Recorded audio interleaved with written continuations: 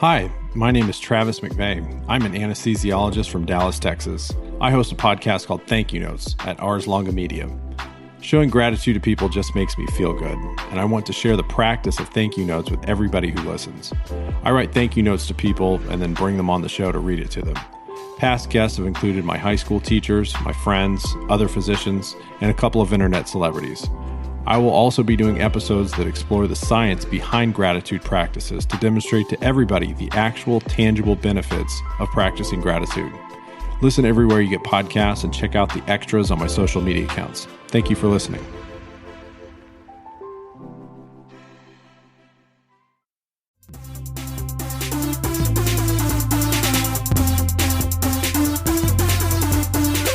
Welcome to the Inside the Boards Study Smarter series dedicated to helping you learn to think like a question writer so you can study smarter, not harder, and succeed on your exam.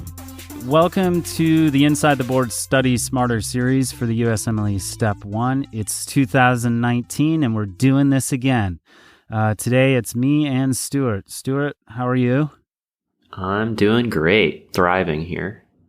Thriving? Wow, Thriving. That's great. I like to hear that. Yeah, man. I'm thriving too, even though today's my birthday and I'm now even older. Happy birthday.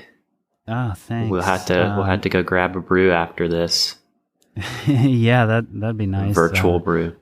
I guess I can go drive. Well, it's probably nice where you live, but here it is variable in Ohio. All right, before we get into this, I just want to tell everyone, stick around at the end for the announcements. I'm giving you guys a break from all that stuff today because we got a review on April 13th by somebody named Abramaz. I don't know how to pronounce that, but the reviewer said, I started listening to you guys today and I really liked the medical content. All right, yeah, thumbs up. But I don't think I'll be able to take 3 to 4 times per episode of mentioning the new QBank. In 2 episodes, about 30% of the total time was ads about the QBank. Know your audience, medical students, or decision makers, so mentioning it 1 time per episode is more than enough. I will keep checking 1 time per week to know if you fixed that or not, to know if I will continue listening or not. Well, Abramos, thank you for that feedback. Yes, we are excited about our audio QBank, but we'll keep it to a minimum for this one. I was just so excited because we've been working on it for way longer than I had planned. But yes, please keep listening and telling your friends. So today we'll get into the content toot sweet. We're going to do some ID stuff today? We'll start there, I guess. I'll take this first one, and these questions are brought to you by Exam Circle. They are the provider for our Step 1 audio QBank. Oh, crap, I just mentioned it twice.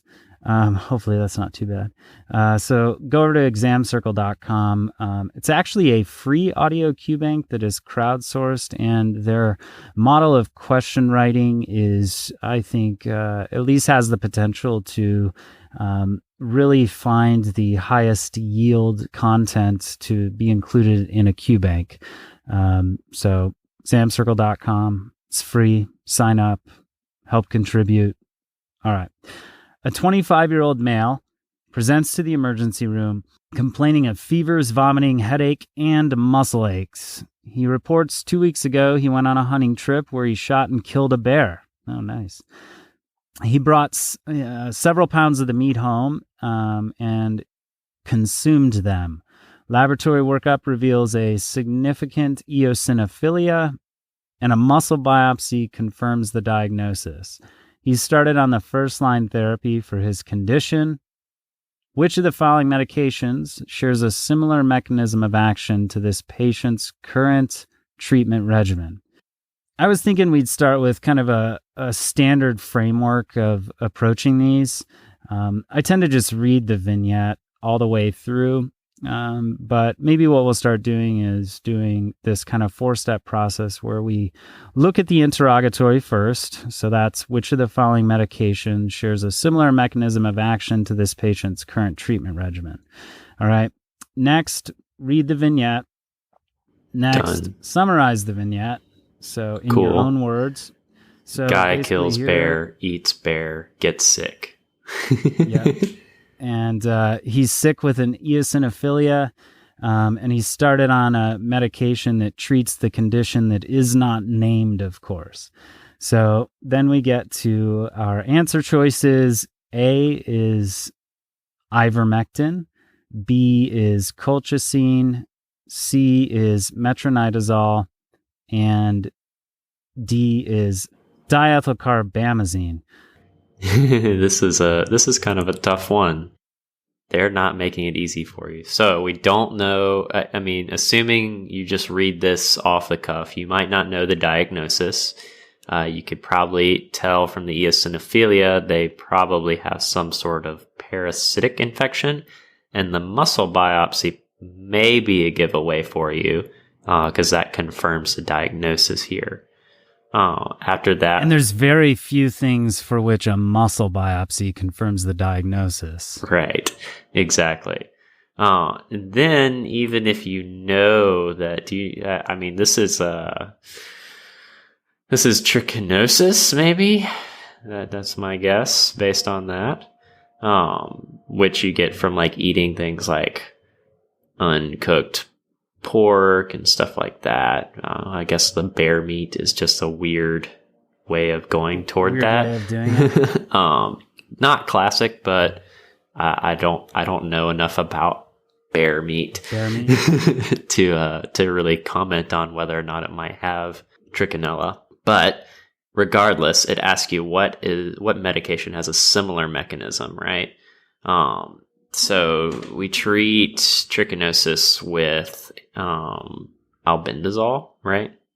Mm-hmm. That's like a microtubule destabilizer. Gosh, I hate step one.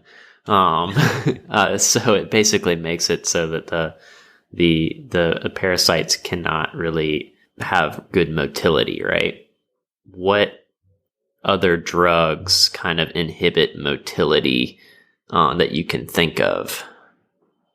I mean, the other bendazoles like albendazole and colchicine. Yeah.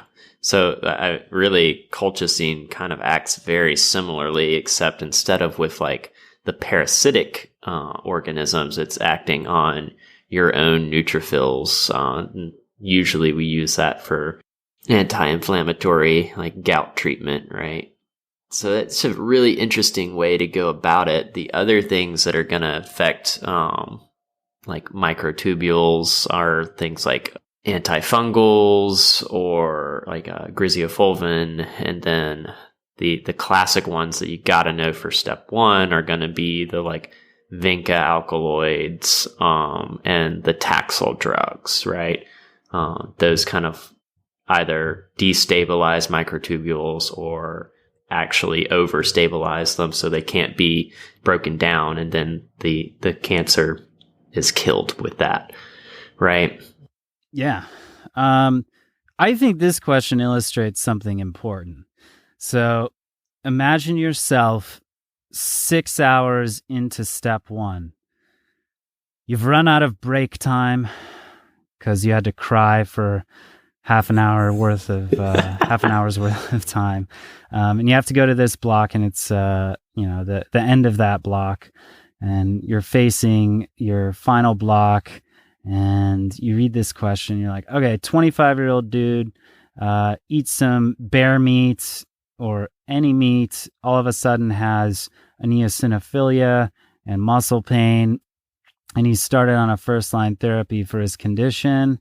And then this interrogatory is so long, so I'm probably thinking in my mind, what's the treatment? It's probably a parasite because the eosinophilia.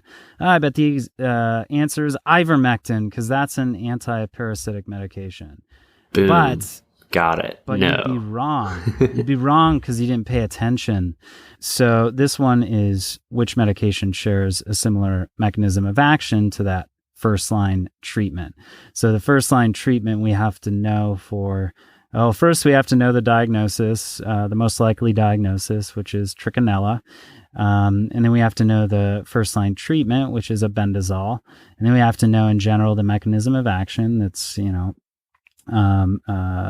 acts on microtubules and prevents microtubule building, construction, whatever, and parasites. And then we have to know, too, that colchicine does something similar by binding to tubulin, inhibiting microtubule polymerization in neutrophils to produce an anti-inflammatory effect. So, I don't know. This question seems simple, but it could be kind of tough. I think it's a little unfair not telling you that we treated this with albendazole. Just saying the first line therapy. I mean, you never know what they might do on step 1, but I don't think they would tell you that they didn't use albendazole here, unless this was one of those like 290 questions where you're not supposed to know. I don't think it's really that fair to not tell you. And then to kind of talk about your point about like, what's the treatment? Oh, here's a anti-parasitic drug here and here. And the way that you kind of get around that, I've found helpful with these tests are when you see there are 2 drugs that might do that same thing. So there's ivermectin, which is an anti-helminth, and there's also diethylcarbamazine, which is also an anti-helminth. If you see the 2 and, it could be that they want you to pick like the best treatment, in which case that would be a different kind of question here. But when you see multiple drugs that might potentially be useful here, that kind of points you in a different direction. Classically, I had a question recently about lead poisoning, and they wanted to know like what was the next step in management. And they gave me 3 chelating drugs, and then they had 2 other answer choices. And I was like, deferoxamine? They had deferoxamine, dimercurol, and like EDTA. Or like dimercurosuccimer or something like that. I forget their names. Not important. I'm not going to deal with that. I can read them. Actually, it's totally important. You should probably know those. Ignore Stuart on that point, but we don't want to overwhelm you with information. We exactly. want you to be able to take something with you from this episode and bring it to your exam center on test day. Right. But the point being, they had 3 of them, and I was like, oh goodness, which of these 3, like, are they getting at like which one is the better one? I ultimately didn't end up picking any of them because it was like a very sly question where it just wanted you to double check that their lead level was actually elevated. But that was a reason to like be weary of picking one. It's because all of those answers were like actual ways of treating the lead poisoning, right? Steps in management of treating lead poisoning. Mm-hmm. Gotcha. So just to summarize, part of this vignette did not include some of the classic associations with trichinella explicitly. So you see myalgias and periorbital edema in somebody who ate undercooked meat. That's going to be your classic setup for trichinella.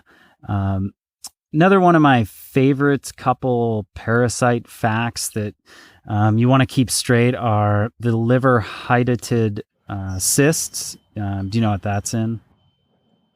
Oh, what organism? The no, I'm blanking on it right now. Echinococcus granulosus. Echinococcus, right. Yeah, I just like to say that one. All right, what about hematuria associated with squamous cell bladder cancer? Parasite. I think of like strongyloides there. No. I mean, I guess, honestly, I don't know. Maybe it could, but the one that shows up in the review books, schistosoma hematobium. Schistosoma. Sorry. Strongyloides. Yeah, schistosoma. bladder. Sorry. That's just the wrong. That one's easier, though, because it's bladder, bleeding bladder, hematobium, right? Hem should bring up the idea of blood. And then how about seizures and a brain cyst? Ooh. Like cysticercosis? Yep. Do you know what the organism's name is? Oh, I always forget these things. No, I don't know. I don't know ID. Actinius solium. The solium. That's okay. I actually prepared notes on this one. Trying to show you up. That's okay. This is how pimping works. Such an enjoyable pedagogical method within medicine. It's lovely. You want to take the next one, which is number 4 on our list? So let's change it up a little bit here. You want to read it backwards like we were talking about? Yeah, let's try to Let's see what you guys think about this, because it's a little different way of approaching the question, and it kind of, I kind of feel like we talk about doing it this way, and then when we read it normally, like I feel like everyone's sitting there like kind of banging their fist, or I would be at least. But in the last episode, I said I was going to try to stick to this 4-step framework like I mentioned above, but let me just explicate it as a reminder again. 1, read your interrogatory first. Next, read your vignette. Keep your answers covered. Don't look yet. Next, this is number 3, summarize the vignette in your own words, highlighting the, pertinent positives or negatives. And then 4, try to come up with an answer to that interrogatory that is that you come to without looking at the answer choices, because each board question should cover the satisfy the cover the answer choices criterion, which basically means you can come up with an answer without actually looking at the answer choices. Now, that doesn't mean that if you come up with an answer that may be appropriate, that it's going to be the one that's listed, because one way of making a question more or less difficult is to pick one treatment amongst 4 acceptable ones and only including one, and the rest being things that aren't treatments, for instance. So yeah, let's try that. I'll give it a shot. Okay, so just to throw us off a little bit, what pathologic process describes the formation of these lesions?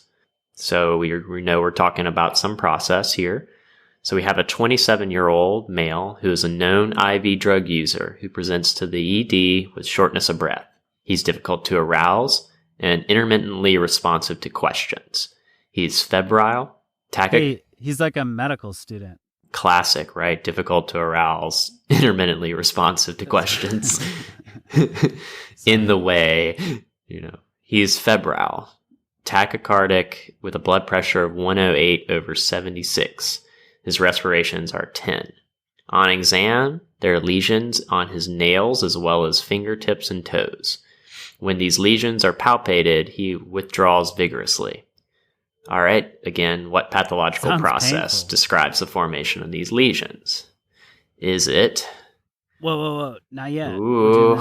Yeah, okay. see, it's hard to break our habits. Yeah. All right, so you read that first, and you read the vignette. So okay, let's summarize what we have. We have a drug user who has things in there. More properly, a person who has a substance use disorder. I mean, I've told you I want to go back and do, if I can get enough money, or once my wife becomes an attending, I'm going to go back and do an addiction fellowship, I think. Oh, yeah. Thinking about it. Just redo it all. Start over. So a substance use disorder. Thank you. Sure. If you say so. Maybe they just like to do IV drugs occasionally. You never know. This could still happen. Anyway, then they're probably under the influence right now, and then they have lesions in their fingers and toenails, right? Yeah. Sounds like they're painful apparently because he withdraws vigorously. Yeah, sounds like he's got endocarditis. I don't know if we need more information than that.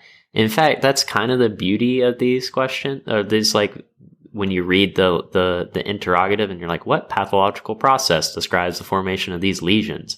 You know exactly, that's clearly directing you to the lesions. Oh, the lesions on his nails, fingertips, and toes that and are what's painful. The pathologic process? It's endocarditis. So, mm-hmm. Right, we know where we are. I have an answer in mind. Just kidding. I don't have an answer for the cover of the answer test on this one. I would have to probably look at the answer choices. You say endocarditis, and why endocarditis? Well, because these lesions are, whatchamacallit, Osler nodes. Janeway lesions, Roth spots, Osler lodes, those things. Splinter hemorrhages. We should explain the difference amongst those before ending this question, but is it septic emboli? We never read the answer choices, so let's do that then. All right. We're concerned that they have endocarditis because they're a drug user and they have these lesions, and this is just a classic setup. So we have, is it deposition of immune complexes on subsequent inflammatory response, septic emboli, spontaneous capillary hemorrhage, or external trauma, right? Mm-hmm. Well, one of my answer choices is there, septic emboli. But they're painful. I mean, my problem here is I don't really remember the difference between Osler nodes and Janeway lesions. Well, and really the pathophysiology of those things. Right. So maybe help me out on this one. So Janeway lesions, they're non-tender for starters, but they're just little like red spots that kind of like, I think of them as like tracking up the palms, like of the hand, which are a little different from Osler nodes in the fact that Osler nodes are actually painful and kind of more in the fingertips. Okay. They're like these painful red lesions, right? Now, both are kind of coming from very similar, like you get this reddening and erythema there, but the difference here is these being painful makes them Osler nodes, right? Instead of Janeway lesions. And Osler nodes are painful because they have a inflammatory response, and that inflammatory response is related to immune complex deposition, which is a deposition of immune complexes and subsequent inflammatory response. So you were like, all right, IV drug user, we've got septic emboli, right? And you're right. They probably do. It's just not what they're describing here. Okay. You're thinking of like the like splinter hemorrhages and little pain at like the tips of the fingers, right? Which is just a very similar finding. And you can almost like lump all these together and say that because they are all occurring in the hand, there's probably just like one thing, but there's just a couple subtle distinctions here. So I mentioned the Osler nodes. That's what they're describing here as painful erythematous lesions, where the Janeway lesions are more just erythematous but non-tender. Another thing, you know what? I think I would remember Osler nodes as painful, probably by saying, if they have an Osler node, what comes next? Well, O in the alphabet, then P. So Osler painful. I don't know if that works though, because it depends on how you remember the opposite of painful. Non-painful is probably how I would do it. Because of course, painless also begins with a P. I don't know though. Maybe talking about that as Osler nodes painful is helpful, but they're both on the extremities, which always, I think, confuse me. But the Janeway lesions you said are painless. Those are on the palms and soles, and Osler nodes, are they more properly on the fingers themselves or the pads of the toes or whatever? I think of both of them in the hand. Yeah, I don't distinguish them as like tips of the fingers or anything. The Osler nodes being inflammatory is kind of the easy way to pick them with an inflammatory response is painful for me. So that's how I would remember that. That's not particularly helpful though, because if you really look into like how Janeway lesions develop, I think they're kind of, they are septic emboli causing like little micro abscesses in the skin. And I would think of that as painful, but they're considered non-tender. So there's some sort of voodoo magic there that I don't want to confuse the listeners with.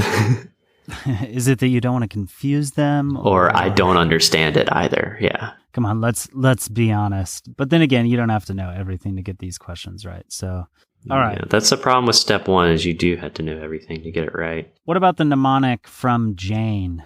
Yep, these are the common findings associated with infective endocarditis. It's an acronym.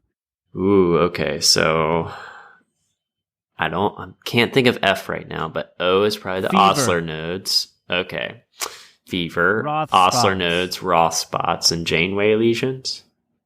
Murmur. Oh, I forgot an M. I just said Yeah, for don't- Jane. From Jane. From Jane. Anemia, nail bed hemorrhages, and emboli. I like it. All right, before moving on, let's mention that thing about the number one cause for acute endocarditis is what bug? Oh, I thought you were going to go with like drug use. So it's going to be it's going to be staph, right? From drug use. Staph aureus. And then what about subacute endocarditis? Oh, we're going to think about, that's going to be viridans or like a strep mutans bug. Yep.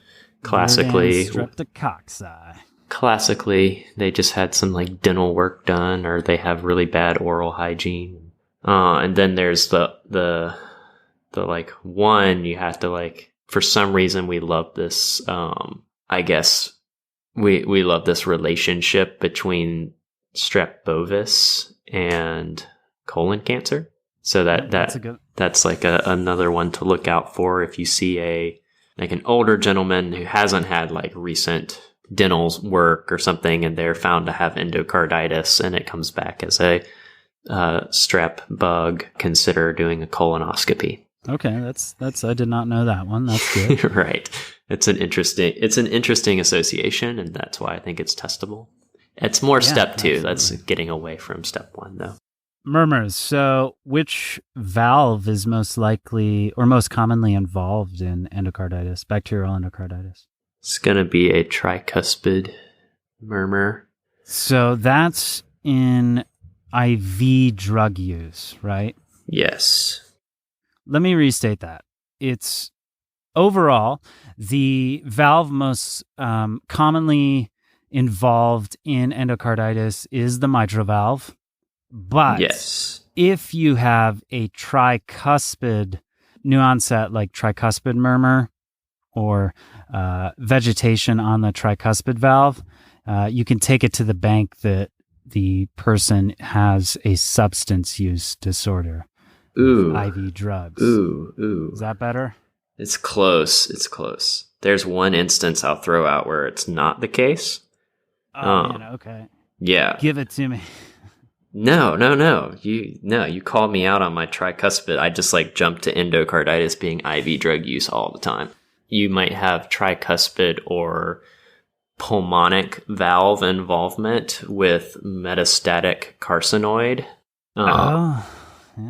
For some reason, the excess serotonin can lead to a inflammatory or like deposition on those valves and lead to a murmur there. Okay. Am I supposed to know that? I probably don't have to know it. I don't know if you need it anymore.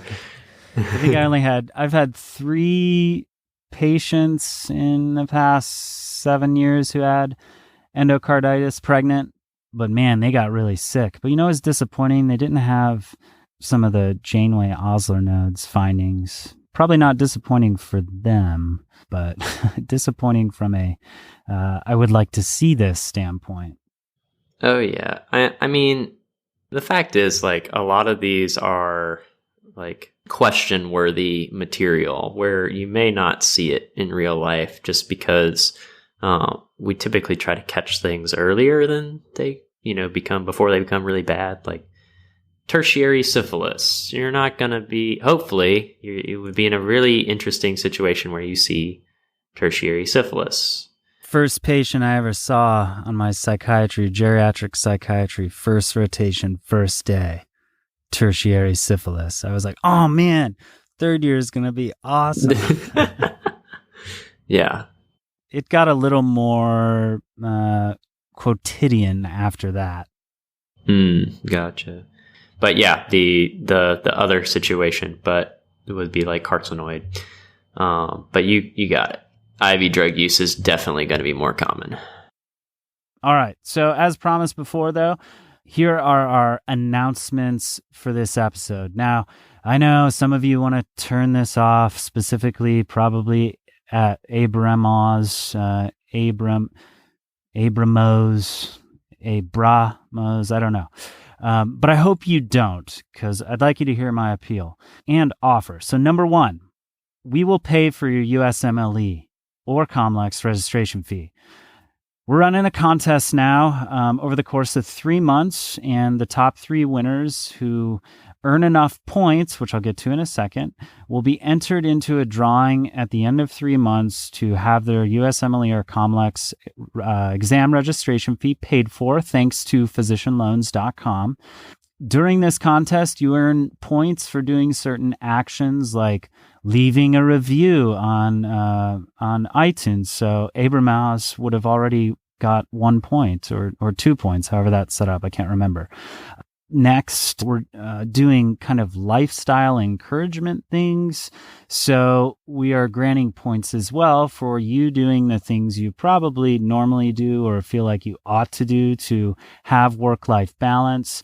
So if you're out exercising, or you decide to make a healthy meal, or take a break intentionally from study to watch Game of Thrones, unlike Stuart did, where he watched Game of Thrones for days on end during his Step 1 study. You do things like that, post proof of it in some sense via photo or video on Instagram, tag us at InsideTheBoards, and then use the hashtag ListenLearnLive.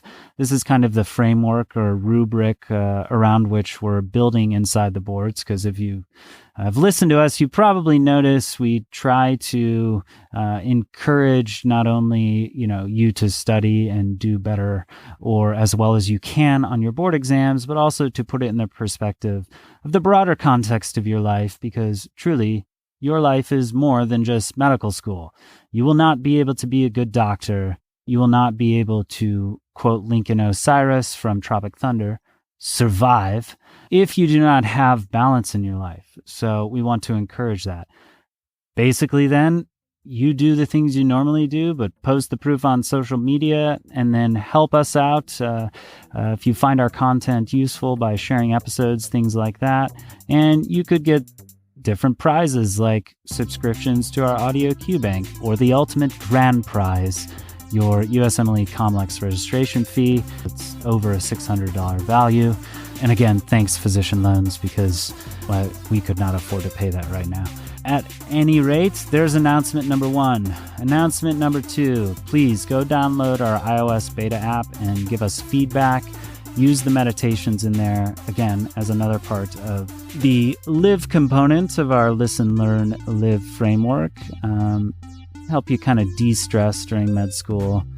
They're free, so you can save a few bucks on, if you've already exhausted your headspace, save a few bucks on your headspace subscription, or I don't know. I have no idea what I'm saying. I'm just going to leave it here, though. All right, so that's the end. All right, we'll see you back next time. It's the Step 1 Study Smarter series.